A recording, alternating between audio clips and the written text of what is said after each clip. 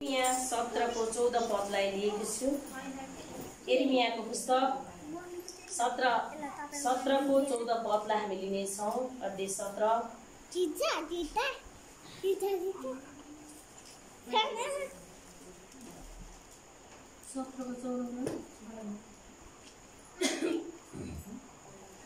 हेर्नुभयो। 17 को 14 मा यसरी लेखिएको छ, आउनुहोस् म पढिदिनेछु। हे प्राण प्रभु, मलाई निको पार्नुहोस् र म निको हुनेछु। मलाई बचाउनुहोस् र म बाँच्नेछु, किनकि मेरो प्रशंसा पात्र तपाईँ नै हुनुहुन्छ। आमेन। यो वचनमा भने जस्तै गरेर आज तपाईँ र म चाहिँ चङ्गाई हुन चाहन्छौँ, तपाईँ र म चाहिँ निको हुन चाहन्छौँ। अनि यो वचनमा यही भने चाहिँ यिर्मयाको पुस्तकमा, अनि यहाँ भने चाहिँ हे प्राण प्रभु, मलाई निको पार्नुहोस्। है, आज हामीले कसलाई पुकार्छौँ त? हाम्रो परमेश्वरलाई हामी पुकार्छौँ। हाम्रो परमेश्वर चाहिँ डक्टर भन्दा पनि महाडक्टर परमेश्वर हुनुहुन्छ, वैद्य भन्दा पनि उपवैद्य परमेश्वर हुनुहुन्छ। आज यो निको भएको कुराहरू हाम्रो जीवनमा धेरैजनाको जीवनमा घटिरहेको छ। दिन प्रतिदिन हामी के भएर निको भइरहेका छौँ, के भएर हामी चङ्गाई भइरहेका छौँ भन्ने कुरा चाहिँ आज यो वचनबाट हामीले प्रश्न बुझ्न सक्छौँ। अनि यहाँ निको पार्नुहोस् र म निको हुनेछु, मलाई बचाउनुहोस् र म बाँच्नेछु। हेर्नुहोस् कति राम्रो खण्ड छ यहाँ। मलाई निको पार्नुहोस् अनि मलाई बचाउनुहोस्, म बाँच्नेछु। हेर्नुहोस्, परमेश्वरले आज तपाईँ र मलाई चाहिँ निको पार्दै हुनुहुन्छ। अनि उहाँ चाहिँ किनकि मेरो प्रशंसाको पात्र चाहिँ तपाईँ नै हुनुहुन्छ। किनकि भनेको चाहिँ के त?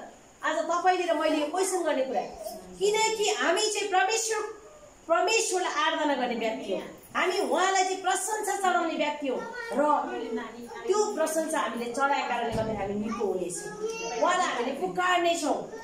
अनि यहाँ अर्को खण्ड पनि हामी यिर्मयाकै पुस्तकबाट हामी लिनेछौँ। अनि यिर्मया 30 को 17 पदमा पनि यही लेखेको छ। आउनुहोस्, हामी तपाईँहरू कसैले पाउनुभयो भने चर्को स्वरले पढिदिनुहोस्। यिर्मया 30 को 17 हजुर 30 को 17 पद। तर म तँलाई फेरि स्वास्थ्य बनाउनेछु र तेरा चोटहरू म निको पार्नेछु। परमप्रभु भन्नुहुन्छ, किनभने तँलाई त्यागिएकी कसैले वास्ता नगर्ने सियोन भनिन्छ। आमेन। यहाँनेरि भनिएको छ, हेर्नु त कति राम्रो खण्ड। तर म तँलाई फेरि स्वस्थ पार्नेछु। हो, परमेश्वरले आज तपाईँ र मलाई चाहिँ स्वस्थ पार्नुहुन्छ। उहाँले तपाईँ र मलाई चाहिँ निको पार्नुहुन्छ। हामी रोगी भएको परमेश्वर चाहनुहुन्न, हामी चाहिँ निरोगी भएको परमेश्वरले चाहनुहुन्छ, रोगी भएको चाहिँ उहाँले चाहनुहुन्न। अनि म तँलाई स्वस्थ बनाउने छु र तेरा चोटहरू म निको पार्ने छु। प्राण प्रभु भन्नुहुन्छ, किनभने तँलाई त्यागिएकी कसैले वास्ता नगरे पनि सियोनको परमेश्वरले चाहिँ तपाईँ र मलाई वास्ता गर्नुहुन्छ। आमेन। आज हामीलाई कसैले वास्ता नगरे तापनि कसैले हामीलाई, हाम्रो लागि चाहिँ कसैले, हाम्रो चाहे बाउले होस्, चाहे आमाले होस्, चाहे बुढाले होस्, चाहे बुढीले होस्, वास्ता नगरे तापनि हाम्रो कसले चाहिँ वास्ता गर्नुहुन्छ? परमेश्वरले। उहाँले हाम्रो वास्ता फिक्री चाहिँ परमेश्वरले गर्नुहुन्छ। अनि आज तपाईँ बिरामीको खण्डमा ओ मलाई को मान्छे हेर्न आएन भनेर चिन्ता नगर्नुहोस्, तपाईँ मन नदुखाउनुहोस्। तपाईँलाई हेर्ने चाहिँ केवल परमेश्वर हुनुहुन्छ। तपाईँलाई पुकार्ने चाहिँ, आज हामीले पुकार्ने चाहिँ परमेश्वर हुनुहुन्छ। अनि उहाँले चाहिँ हाम्रो वास्ता गर्नुहुन्छ, उहाँले चाहिँ हाम्रो फिक्री गर्नुहुन्छ, उहाँले चाहिँ तपाईँ र मलाई चाहिँ आज छुटकारा चङ्गाई दिनुहुन्छ। आमेन। हामी यही परमेश्वरलाई हामीले पुकार्नु पर्दछ, हामी कहिले निराश हुनु हुँदैन। अनि यसरी नै हामी भजन सङ्ग्रह 146 लाई पनि तपाईँले लिन सक्नुहुन्छ। भजन सङ्ग्रह 146 को 3 पदमा पनि परमेश्वरले भन्नुभएको छ। त्यहाँनिर हेर्नु त, त्यहाँ पनि त्यही भजन सङ्ग्रह 146 को 3 पदमा पनि यस्तै कुराहरू लेखेको छ। दाजुभाइ तर्फबाट कसैले पाउनुभयो भने पढिदिनुहोस् तपाईँहरूले ठुलो स्वरले।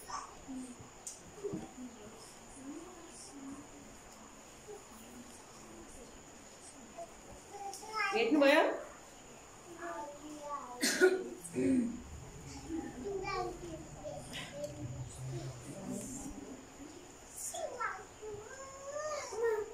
भजन सङ्ग्रह 147 को 3 पद भेट्नुभयो? भेट्नुभयो भने पढिदिनुहोस् तपाईँहरूले। उहाँले टुक्रिएको हृदय भएकाहरूलाई निको पार्नुहुन्छ र तिनीहरूका चोटहरूमा पट्टी बाल्नुहुन्छ। आमेन। यहाँनिर भनेको छ उहाँले टुक्रिएको हृदय भएकाहरूलाई चाहिँ निको पार्नुहुन्छ। उहाँले चाहिँ उहाँ भनेको को? परमेश्वरले। आज हामी टुक्रिएको हृदय भनेको चाहिँ हामीले जब हामीले पश्चाताप गर्छौँ नि, पूर्ण हृदयले प्रभुलाई म कहिले त्याग्दिनँ, परमेश्वरलाई म कहिले छोड्दिनँ। यो एउटा गीत छ नि, चाहे आमाले भन्नुहोस् चाहे बाबाले भन्नुहोस्, यसको पछि म हिँड्न छोड्दिनँ। आमेन। हो त्यही गीतले भने जस्तै हामीले टुटेको हृदयले चाहिँ प्रभुलाई पुकार्छौँ भने चाहिँ परमेश्वरले हामीलाई उत्तर दिनुहुनेछ। टुटेको हृदयले परमेश्वरले आज तपाईँ र मलाई चाहिँ निको पार्नुहुनेछ। जब हामी बिरामी हुन्छौँ, तपाईँले पहिले सुरुमा चाहिँ धन्यवाद दिनुपर्छ परमेश्वरलाई। के दिनुपर्छ? धन्यवाद दिनुपर्छ परमेश्वरलाई। प्रभु मलाई बिरामी बनाउनु भएको लागि धन्यवाद। आज हामी बिरामी नहुने भने हाम्रो प्रार्थनै हुँदैन। हामी चाहिँ आज बिरामी भयौँ भने चाहिँ हाम्रो जीवनमा प्रार्थना हुन्छ, हाम्रो जीवनमा वास्ता हुन्छ, हाम्रो जीवनमा बिक्री हुन्छ। अनि तपाईँ र म चाहिँ आज बिरामी हुनु पनि प्रभुको योजना हुनुपर्दछ। उहाँले नै त्यो योजना हामीमा रचेको हुनुपर्छ। अनि आज हामीले चाहिँ जब हामी बिरामी भएको बेला चाहिँ टुटेको हृदयले प्रभुलाई पुकार्छौँ, प्रभुलाई भन्छौँ भने चाहिँ उहाँले हामीलाई निको पार्नुहुनेछ र तिनीहरूका चोटहरूमा पट्टी बाँधिदिनुहुनेछ। हेर्नु त, परमेश्वरले के गर्नुहुन्छ? तिनीहरूको चोटहरू, तिनीहरूमा लागेको हरेक घाउ खटिराहरूलाई चाहिँ परमेश्वरले पट्टी बाँधिदिनुहुन्छ। उहाँले चाहिँ हामीलाई मलम पट्टी लगाएर चाहिँ उहाँले हामीलाई चङ्गाइदिनुहुनेछ। आमेन। अनि हामीले परमेश्वरलाई हामीले पुकार्नु पर्दछ। साँच्चै अहिले तपाईँहरूलाई मैले भन्दाखेरि यो लकडाउनमा चाहिँ आज तपाईँ र मलाई चाहिँ परमेश्वरले कस्तो तुलाउनु भएको छ होइन? तपाईँ र मैले चाहिँ कसरी बाइबल अध्ययन गऱ्यौँ, तपाईँले र मैले चाहिँ कसरी प्रार्थनामा समय बितायौँ होला त? यही वचनले हामीलाई बताउँदछ। यही लकडाउनको समयमा चाहिँ मैले साउदीमा हुने एकजना भाइलाई प्रार्थना गरिदिएको थिएँ। अनि उसलाई मैले यही भनेको थिएँ, यिर्मिया 33:6 पदमा पनि हामीले दाबी गरेर प्रार्थना गरेका थियौँ। साँच्चै त्यो भाइ चाहिँ यहाँबाट प्रार्थना गरेको तर साउदीमा उनीको भयो। आमेन। यो लकडाउनमा चाहिँ धेरैजनाको फोन आउँदाखेरि हामीले यसरी प्रार्थना गर्दाखेरि चाहिँ धेरै विदेशका व्यक्तिहरू चाहिँ निको भएको छन्। त्यो कुवेतको एकजना बहिनी, उसले पनि हामीलाई फोनैबाट प्रार्थना गर्दा ऊ पनि निको भयो। ऊ अस्तव्यस्त भएको मान्छे चाहिँ निको भयो। किनभने आज तपाईँले र मैले गरेको प्रार्थना, तपाईँले र मैले गरेको परमेश्वरसँगको सम्बन्ध चाहिँ कहिले पनि टुट्ने छैन। आज तपाईँले र मैले जुन परमेश्वरसँग राखेको घनिष्ठ सम्बन्ध छ नि, कतिजना मर्न लागेको आत्मा पनि तपाईँले गर्दाखेरि उनीहरू बाँच्नेछन्। आमेन। आज यही भनेको छ नि, यही भजन सङ्ग्रह 147:3 पदमा भनेको छ नि त, म चाहिँ तिमीहरूको चोटहरूमा चाहिँ पट्टी बाँधिदिनेछु। उहाँ परमेश्वरले चाहिँ मलम पट्टी बाँधिदिनुहुनेछ। उहाँलाई चाहिँ हामीले पुकार्नु पर्दछ। अनि आज हामी कतिचोटि हामी बिरामी हुन्छौँ, हाम्रो बच्चैहरू बिरामी हुन्छन्, तर हामीले त्यो बेला प्रार्थना गर्नुपर्छ, प्रभु मेरो श्रीमानले गरेको गल्तीले आज यो हुँदैछ, मेरो श्रीमतीले गरेको गल्तीले यो हुँदैछ भनेर तपाईँले जब परमेश्वरलाई भन्नुहुन्छ नि, तपाईँले क्षमा माग्नुहुन्छ नि, त्यस घडी नै प्रभुले तपाईँको पुकार सुन्नुहुनेछ। त्यस घडी नै तपाईँको प्रार्थना चाहिँ को उत्तर चाहिँ आउनेछ। आमेन। हामीले चाहिँ त्यस्तो प्रार्थना गर्नुपर्दछ। अनि यसरी नै आउनुहोस्, अब मैले यिर्मिया 33:6 पदमा पनि यही कुरा लेखेको छ। तपाईँले हेर्न सक्नुहुन्छ यिर्मियाको पुस्तकमा 33:6 पदलाई हामी हेर्नेछौँ।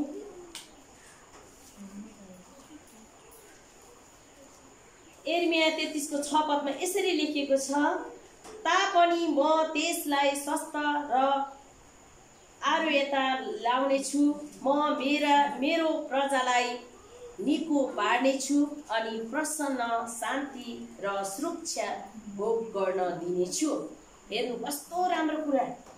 आज परमेश्वरले तपाईँ र मलाई चाहिँ स्वस्थ पार्नुहुनेछ। उहाँले चाहिँ तपाईँ र मलाई चाहिँ निको पार्नुहुनेछ। अनि हामीलाई चाहिँ के गर्ने हुनेछ ती आरोग्यता ल्याउनेछ र मेरो प्रजालाई निको पार्नेछु र ऊ चाहिँ प्रसन्न शान्ति उसको जीवनमा चाहिँ शान्ति हुनेछ अनि सुरक्षासित ऊ चाहिँ बस्नेछ भनेर भन्नुहुन्छ। आज तपाईँ र मेरो जीवन चाहिँ यो वचन जस्तै हुनुपर्दछ। हामी चाहिँ जुन घडी पनि हामी सुरक्षित शान्ति परमेश्वरको खोजी परमेश्वरको नजिकतामा आज हामी हुनुपर्दछ। जब हामी परमेश्वरको नजिकतामा हुँदैनौँ नि हामीलाई टेन्सन मात्रै हुन्छ। जतिखेर पनि टेन्सन म देख्छु कतिजना दिदीबहिनीहरू भन्छन् कस्तो आफूलाई टेन्सन भएको छ भन्छन्। के कुराको टेन्सन? मैले यही क्वेसन सोध्छु। होइन कस्तो टेन्सन? हामीलाई कस्तो टेन्सन हुन्छ? जब हामी परमेश्वरसँग समय बिताउँदैनौँ परमेश्वरको वचनलाई हामी हेर्दैनौँ भने हामीलाई चिन्ता हुन्छ फिक्री हुन्छ। जब हामी परमेश्वरको वचनलाई खोज्छौँ उहाँमा प्रार्थना गर्छौँ भने हामीलाई चिन्ता फिक्री हुँदैन। प्रियजन हामीलाई कहिले चिन्ता हुँदैन। हामी जुन घडी पनि आनन्दित जस्तो सुकै हामीले पानी खानु परे तापनि हामी खुसी रहन्छौँ। आमेन। आज तपाईँहरू कति व्यक्ति हुनुहुन्छ पानी खाएर पनि खुसी रहनु भयो? कोही हुनुहुन्छ? आज तपाईँले पानी मात्रै खाएर बाँच्नु भएको छ त? छैन। हामी चाहिँ परमेश्वरले हामीलाई सबै कुरा जुटाउनु भएको छ। तर कतिजना हुन्छ नि जति भए तापनि गनगन तर त्यो गनगन चाहिँ आज तपाईँले आफ्नो श्रीमानलाई गर्नुभएको होइन। आफ्नो श्रीमतीलाई गनगन गर्नुभएको होइन। केवल परमेश्वरलाई गर्दै हुनुहुन्छ। केवल परमेश्वरलाई तपाईँले गनगन गर्दै हुनुहुन्छ होइन। जब तपाईँले भन्न सक्नुपर्छ कि प्रभु मेरो बुढाले नकमाए पनि तपाईँलाई धन्यवाद, कमाए पनि धन्यवाद भन्नुहुन्छ भने नि परमेश्वरले हामीलाई त्यो आय स्रोतहरू जुटाउनुहुन्छ। जब तपाईँ गनगन गर्नुहुन्छ नि आज पनि ल्याएन आज पनि काममा गएन यो तपाईँको लागि काम हुँदैन। किन? तपाईँ गनगन गरेको कारणले। जब हामी चाहिँ धन्यवाद भएर प्रभुलाई धन्यवाद दिन्छौँ प्रभु आज मेरो श्रीमानलाई काम दिनु भएन मेरो श्रीमतीलाई काम दिनु भएन हामी दुईजनै मिलेर तपाईँको चरणमा आउँछौँ भनेर तपाईँहरूले जानुहुन्छ नि तब कामहरू जुट्नेछ। तब परमेश्वरले तपाईँलाई निको पार्नुहुनेछ। जब तपाईँको जीवनमा गनगन हुन्छ नि त्यही बेला बच्चा बिरामी हुन्छ, त्यही बेला यता श्रीमती बिरामी हुने। ल हेर्नुहोस् कस्तो अशान्ति। जब तपाईँले धन्यवाद दिनुहुन्छ नि सबै कुरा मिल्दै आउँछ। आमेन। सबै कुरा प्रभुले मिलाउनु हुनेछ। अनि यो वचनमा यही भनेको चङ्गाइको वचन भनेपछि हामी आफैले रोग ल्याउँछौँ कि अरू कसैले ल्याइदिँदैन हाम्रो जीवनमा। हामी आफैले चाहिँ रोग फैलाइरहेको हुन्छौँ। हामी गनगन गर्छौँ, अर्काको रिस गर्छौँ, अर्काको डाह गर्छौँ, अर्काको हो गर्छौँ भने चाहिँ हाम्रो जीवनमा चाहिँ अनि रोग आउनेछ, हाम्रो जीवनमा चिन्ता आउनेछ, हाम्रो जीवनमा फिक्री हुनेछ, हाम्रो जीवनमा अभाव पनि आउनेछ। अनि त्यही अभावको घरीमा चाहिँ हामी बिरामी पनि हुनेछ। तर त्यो होइन, परमेश्वरले यहाँ के गर्नुभएको छ? तिमीहरूलाई म चाहिँ के गर्नेछु त? स्वस्थ भनेको चाहिँ पूर्ण रूपले हिलिङ शान्ति दिनेछु। तिमीहरूलाई चाहिँ म हर समय प्रशंसा गर्ने योग्यको बनाउनेछु भनेर उहाँले भन्नुभएको छ। अनि सुरक्षा पनि उहाँले राख्नुहुन्छ। हेर्नु त कति जब हामीले प्रभुको प्रशंसा गर्छौँ, जब हामीले परमेश्वरलाई महिमा दिन्छौँ नि उहाँले हामीलाई सुरक्षा पनि राख्नु हुँदो रहेछ। उहाँले हामीलाई हरेक कुराहरू जुटाइ पनि दिनुहुँदो रहेछ होइन। अनि हामी परमेश्वरलाई चाहिँ हामीले धन्यवाद दिनुपर्ने रहेछ। अनि आज हामी यही कुरालाई म लिनेछु फेरि पनि। एशिया 40को 29 पदलाई तपाईँहरू पढ्नुहोस्। एशिया 40को 29 पदमा तपाईँहरू हेर्नु। चङ्गाइ सम्बन्धी बाइबलमा धेरै ठाउँमा छ, धेरै ठाउँमा छ। चङ्गाइ सम्बन्धी बाइबलमा तपाईँले हेर्नुभयो भने धेरै ठाउँमा हामीले पाउन सक्छौँ।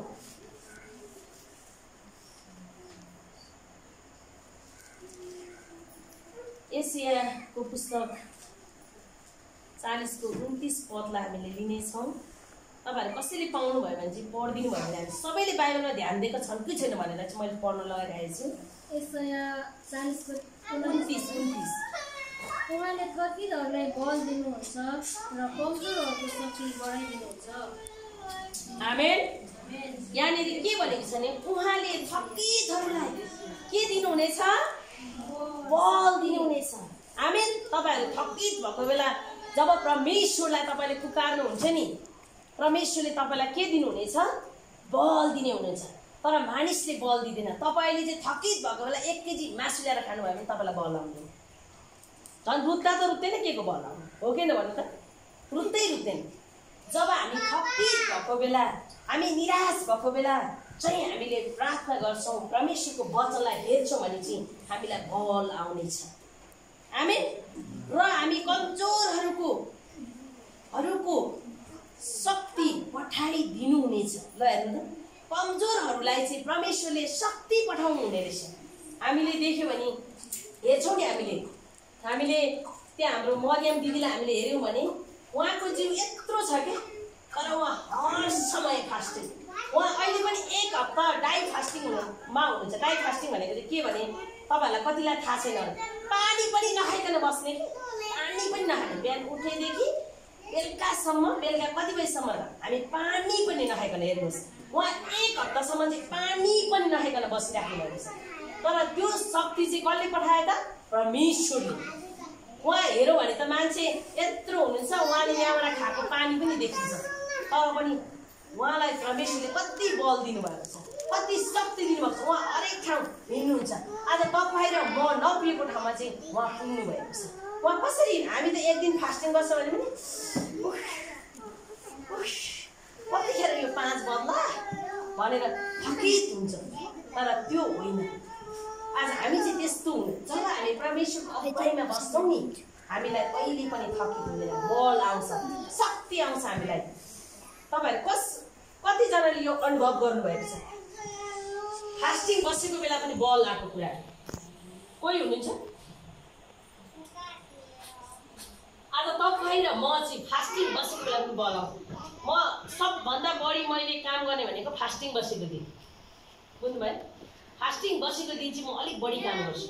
त्यो फास्टिङ बसेको दिन नै परमेश्वरले मेरो ढोकाहरू पनि खोलिदिनुहुन्छ। आमेन।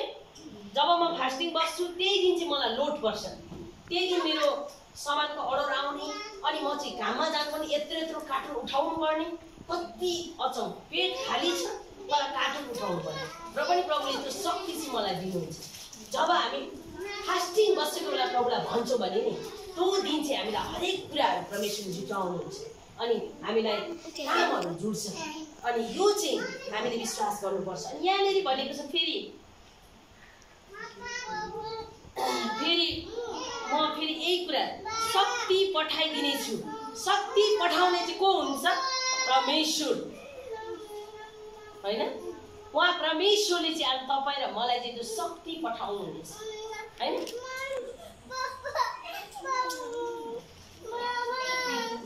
आज तपाईँले र मैले चाहिँ पुकार्नु पर्दछ।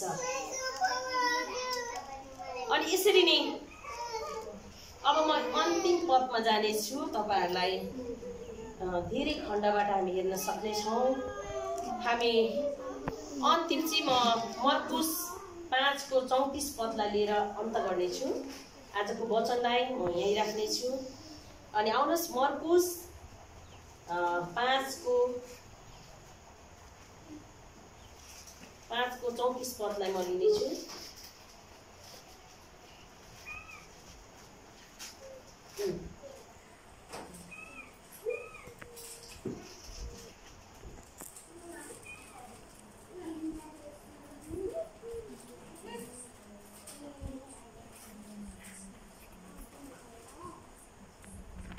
मर्कुस हेर्नुभयो तपाईँहरूले?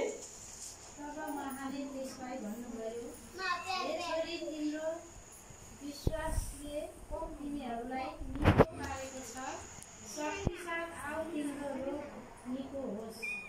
आमेन। यहाँ हेर्नु त कति राम्रो पोइन्ट छ यहाँनिर। तब उहाँले त्यसलाई भन्नुभयो, हे छोरी तिम्रो विश्वासले चाहिँ तिमी निको भएको छ। आमेन। आज तपाईँले चाहिँ परमेश्वरसँग पुकार्नुहुन्छ, विश्वास साथ प्रार्थना गर्नुहुन्छ भने चाहिँ तपाईँले गरेको प्रार्थनाले चाहिँ तपाईँ निको हुनेछ। आमेन। तपाईँले गरेको प्रार्थनाले चाहिँ तपाईँको छोरीहरू निको हुनेछ। अनि उहाँले भन्नुभएको छ, आऊ छोरी विश्वास साथ प्रार्थना गर, तिम्रो प्रार्थना चाहिँ म सुन्नेछु। आमेन। परमेश्वरले आज यो वचनको खण्डहरू हामीले हेऱ्यौँ भने एकदमै राम्रो वचन छ। अनि यहाँनिर तल के भनेको छ त? तिमीलाई निको पारेको छ, शान्ति साथ जाऊ तिम्रो रोगहरू चाहिँ निको होस्। आमेन। तिमीलाई परमेश्वरले निको पार्नु भएको छ, तिमी शान्ति साथ जाऊ। हेर्नु त कति आनन्दको कुरा। अब हाम्रो यहाँ बच्चा बिरामी भयो भने हामीलाई कति टेन्सन हुन्छ, रातभरि सुत्न पाइँदैन, रातभरि यता के भयो कि भन्नु, उता के भयो, तर त्यो होइन रहेछ। हामीले चाहिँ प्रभुलाई पुकार्नु पर्ने रहेछ। अनि हाम्रो विश्वासले चाहिँ आज हाम्रो छोरा छोरीहरू चाहिँ निको हुने रहेछ। आमेन। आज तपाईँले यो वचनलाई दाबी गर्नुहोस्, यो वचनलाई तपाईँ हेर्नुहोस्, घरमा गएर पनि तपाईँले हेर्न सक्नुहुन्छ, तपाईँले खण्डन गर्नुहोस्। प्रभु आज हाम्रो जीवनमा यो कुराहरू हुँदैछ। जहिले पनि मैले भन्ने गर्छु, हाम्रो बच्चाहरू बिरामी भयो भने मैले भन्ने गर्छु, प्रभु म धन्यवाद तपाईँलाई मेरो बच्चा बिरामी हुनुभयो। मैले त्यही भन्छु, पहिला सुरुमा मैले भन्ने शब्द यही हो, आज यो बच्चा बिरामी नभएको भए मैले यसको लागि प्रार्थना गर्दिनँ थिएँ, मैले गरेको पनि छैन। अनि प्रभुलाई म धन्यवाद दिन्छु। आज चाहिँ मलाई बच्चा बिरामी बनाएर मेरो छोरीको लागि प्रार्थना गर्ने अवसर प्रभुले दिनुभयो है। मेरो श्रीमानको लागि प्रार्थना गर्ने अवसर प्रभुले दिनुभयो। तर मैले प्रार्थना गर्दा गोलमाल प्रार्थना गर्थेँ नि त पहिला त।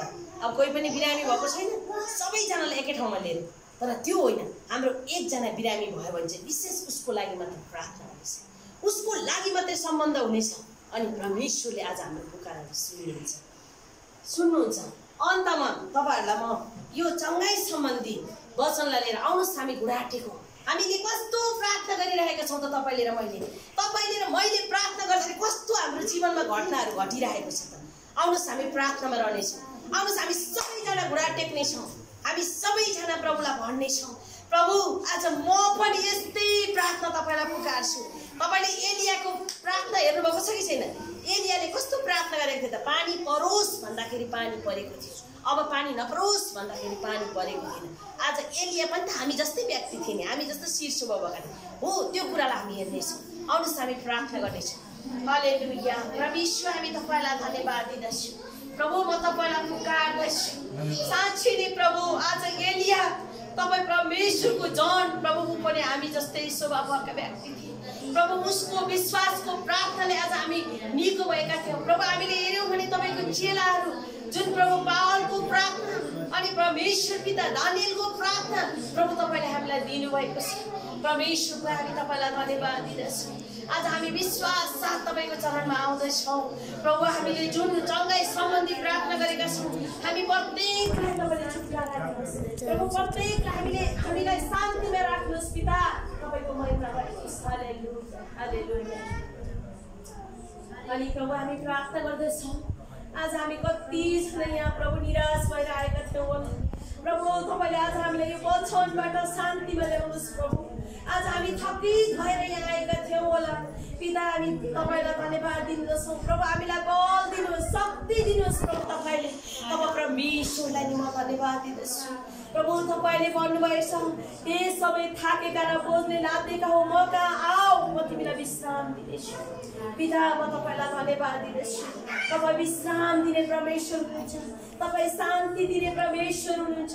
प्रभु म तपाईँलाई धन्यवाद प्रशंसा आराधना प्रभु तपाईँको चरणमा राख्दछु। हामी एक एकलाई तपाईँले यो वचनले हाम्रो जीवनमा त्यो वचन अनुसारको जीवन दिनुहोस्। प्रभु आज हामी चाहिँ बिहानै प्रार्थनामा तपाईँलाई महिमा दिन सकोस्। प्रभु तपाईँलाई नि म धन्यवाद दिँदछु, धन्यवाद चढाउँदछु। प्रभु यो समय पिता म तपाईँको हातमा राख्दै प्रभु यीशु तपाईँले हामीलाई सहायता गर्नुभएको लागि धन्यवाद दिँदै आशिष माग्छु येशू प्रभुको नाममा। आमेन।